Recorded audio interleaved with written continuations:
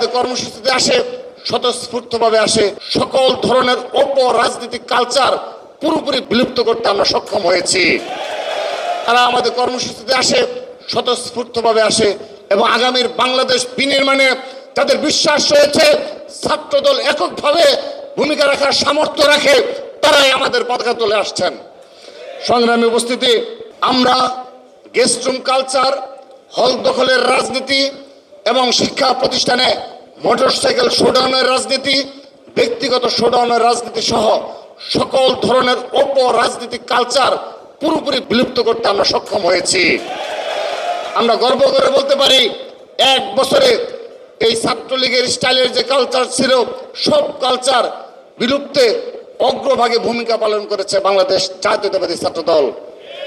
সংগ্রামী উপস্থিতি, আপনাদের, আমার ভাইদের, সহযোদ্ধাদের এবং আপনাদের অবগতির জন্য জানাচ্ছি, জুলাই সনদ নিয়েও ইতিমধ্যে আরেকটি ষড়যন্ত্র হচ্ছে।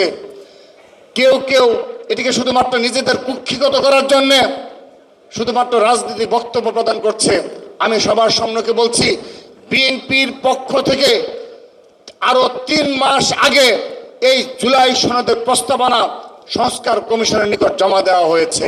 টানা 7মবারের মতো বেস্ট টিস্যু পেপার ব্র্যান্ড হিসেবে স্বীকৃতি পেয়েছে বসুন্ধরা টিস্যু। আমি আবারও বলছি, 3 মাস আগে জুলাই সনদ নিয়ে বিএনপির যে প্রস্তাবনা, ভাবনা, যে চাওয়া হয়েছিল সেটি জমা দেওয়া হয়েছে, কিন্তু তারা সেটি স্বীকারই করে না, শুধুমাত্র বলে জুলাই সনদ চায়।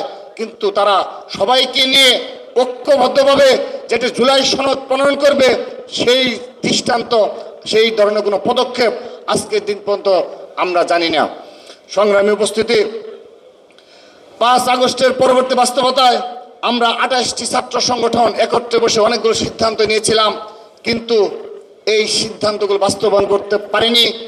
তার পরবর্তী বাস্তবতায় আমরা দেখেছি, কেউ কেউ এই বাংলাদেশে 1971 সালের পরাজিত শক্তিকে পুনর্বাসনের জন্য ভূমিকা পালন করে, সেজন্য এই ঐক্য অগ্রগতি হয়নি।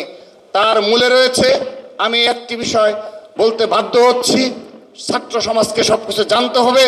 আমরা বিভিন্ন সময় আলোচনা করে থাকি কি একটি বৃহত্তর প্ল্যাটফর্মে, আমরা যখন এরকম একটা প্ল্যাটফর্ম করেছিলাম, তারপর আমরা বেশ কয়েকটি সফল মিটিং করে এই জুলাই আগস্ট গণ অভ্যুত্থানের যে চেতনা নিয়ে আমাদের বীর শহীদরা জীবন দিয়েছে, যারা আহত হয়েছে, তাদের চিকিৎসা এবং সার্বিক প্রেক্ষাপট আগামীর বাংলাদেশ বিনির্মাণে আমরা সবগুলো ছাত্র সংগঠন এক এবং ঐক্যবদ্ধ ভূমিকা পালন করতে চেয়েছিলাম।